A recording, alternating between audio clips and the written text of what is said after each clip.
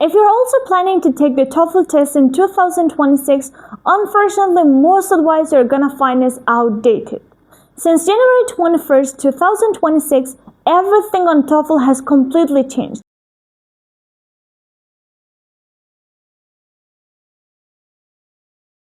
It means you need to find out new strategies, tracks, and question types in order to get a higher score in TOEFL test. Today, I'm here in order to explain everything about the new version of TOEFL test, and also I would like to explain that what actually has changed in TOEFL listening section. To start with, there are 4 different question types in TOEFL listening section. The first one is listen and choose. You will hear a listening. After this short listening that is usually about 30 seconds, you have 4 options. Option A, B, C, and D. That is called listen and choose section. The second question type is called listen to a conversation.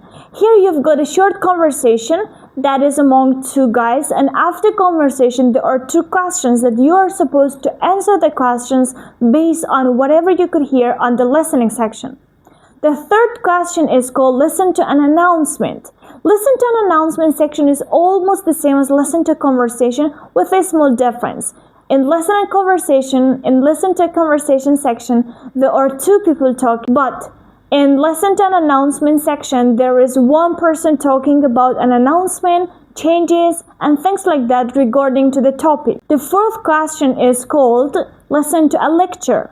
This one is almost the same as the previous version with a small difference again, that this one is much shorter than the previous version.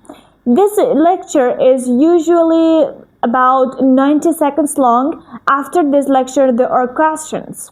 Topics that are discussed in this lecture are usually about freshman level in university and college campus topics such as psychology, history, and biology. TOEFL listening section is divided into different modules. You may don't know what is module. Actually, module is a fancy word that is used instead of part. So we can say that is divided into different parts. The first part is about the same level English. I mean that it is the same for everyone who's taking the test. It is not very difficult but not very easy. But the second module is related to the first module. If you did it well on the first module, so the second module would be much more difficult for you. But if you didn't do it well on the first module, second module would be much easier for you. As a conclusion, modules are divided into, the first one is the same for all English learners, and the second one is directly related to the first module. If you did it well, it would be much more difficult, but if you didn't well, it would be much easier for you guys. Right now, I'm gonna mention some tips in order to help you with these 4 question types. The first tip is knowing what is explicit and implicit. You may don't know what is explicit or maybe implicit. So explicit refers to the question types that are directly mentioned. It means that in listen and choose section, there are questions that they are directly answered. I mean that the responses are easier for you to figure out and to find out which one is the right answer. Choose A, B, C, or D. But on the other hand, we have implicit. Implicit one is not direct. It means that it is indirect. You need to think about to figure out the right answer choice. Maybe that is A, maybe that is C, or maybe that is B. So to understand what is implicit and explicit, it would definitely help you to find out the right answer choice on the question section. In listen and choose section, there are usually about 4 to 5 question types. The first one is about WH questions. No, why, when, where, and things like that. The second one is yes, no. Did you go to the movies last night? Yes, I did. No, I didn't. Yes, no questions.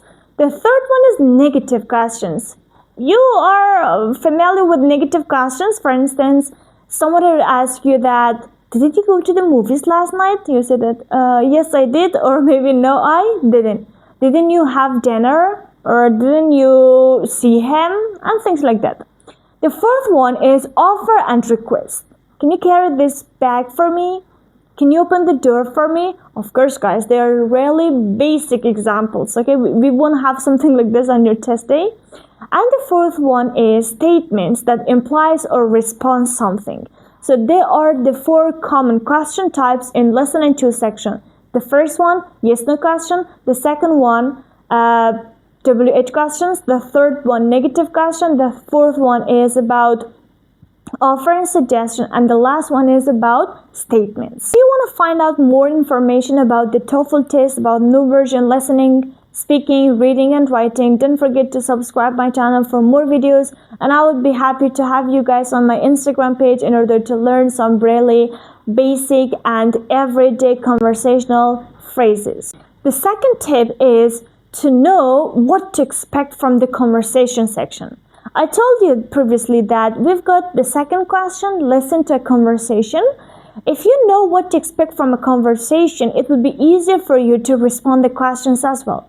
For instance, while you have an idea about what is the conversation about, what is the conversation sound like, or maybe even what are they talking about, what are the people talking about in this conversation, so you have got a better chance to get a higher score. But while you don't have any ideas, any opinions about what is this conversation about, it would be much more difficult for you to respond to questions as well. That's why understanding what to expect about on this listening section definitely help you to figure out the responses on the right time, and you can get a higher score as well. Conversation types are usually about making future plans. So the listener, the speakers are gonna make a future plan or a plan for tomorrow, for the day after tomorrow, for future almost I can say.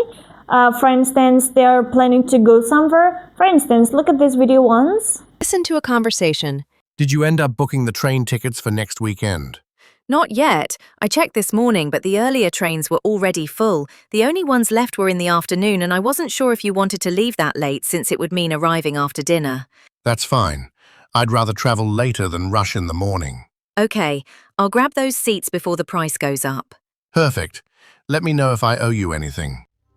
So the second type of conversation is usually about trying something new. So the speakers are talking about something new that they have tried recently. They are going to share their own perspectives toward that one.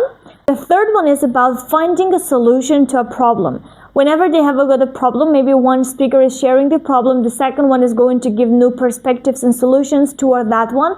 So it will help them in order to find out the right answer choice for themselves as. Fourth one, or the fourth conversation type, is usually about sharing an opinion. A topic would be mentioned and the speakers are sharing their own perspectives toward that mentioned topic, and this can create the main content of this conversation as well. Generally, we may have four conversation types. The first one is making future plans. The second one, finding a solution to a problem. The third one is about trying something new, and the last one is about sharing an opinion. The third tip is to focus and to give the most attention to your laptop, computer, or to your desk. Because whenever you're looking around yourself, you're looking to people surrounding you, to the ceiling, to the walls, and things like that, you lose concentration and you cannot concentrate anymore. To keep it in mind, let me tell you as well that the biggest way to lose point in TOEFL test is to lose concentration. The biggest way to lose points in TOEFL test is to lose concentration. That is the most important one. Please do your best to have the most focus on your computer, the most focus on the questions you are reading. Don't look around yourself and make your computer, make your desk your world. Tip 4 is that for announcement section, the questions are almost the same as previous version.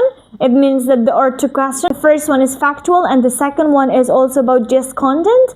Let me mention one more point as well, guys, that these names that I say, for example, factual or maybe just content or maybe inference and things like that, they are not officially named from ETS yet, but in fact, based on the patterns, they're almost identical to the previous version.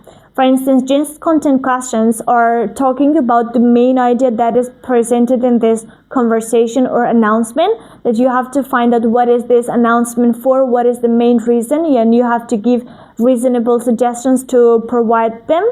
And the second one is also about factual information question, that you are going to find about the direct and general opinions in this conversation or announcement that you have previously listened. Tip number 5 for our talk section is that you have to listen carefully to the lecture, and more importantly, you need to be an active listener. Unfortunately, most of us, we are learning English as second or third or even fourth language. We're passive listener. I mean that we just listen to the listening, but we don't care what is the main points. For instance, I watch a video on my YouTube, okay? I watch a video and I want to understand everything in this video, but this is actually passive listener. Instead of understanding and trying to recognize every single word, we have to focus on what is the main point in this listening. What is the speaker trying to make me understand, or even what are the solutions? You know, for the first 30 seconds of a video, you have to recognize that what is this video about? I mean that the main topic or the main idea of the video must be recognized. The second point is that you have to keep in mind that taking note would definitely help you. I've seen a lot of people, and I've met a lot of people that they believe taking note is worthless because it cannot help you to figure out new information, or they believe that it loses concentration and things like that. But actually, taking note would definitely help you. Why? Because you may forget something in the listening, but whenever you write them on your paper, you can easily remember everything. But be careful as well that you don't need to write every single word. Just you can use contractions, you can use different symbols, you can use picture drawing and things like that in order to take notes effectively. Friends, that's all about today's video. If you liked the video, let me know in the comments, and if you had any more questions, for further information and questions, you can leave a comment for us, and don't forget to like and subscribe my channel for more videos as well.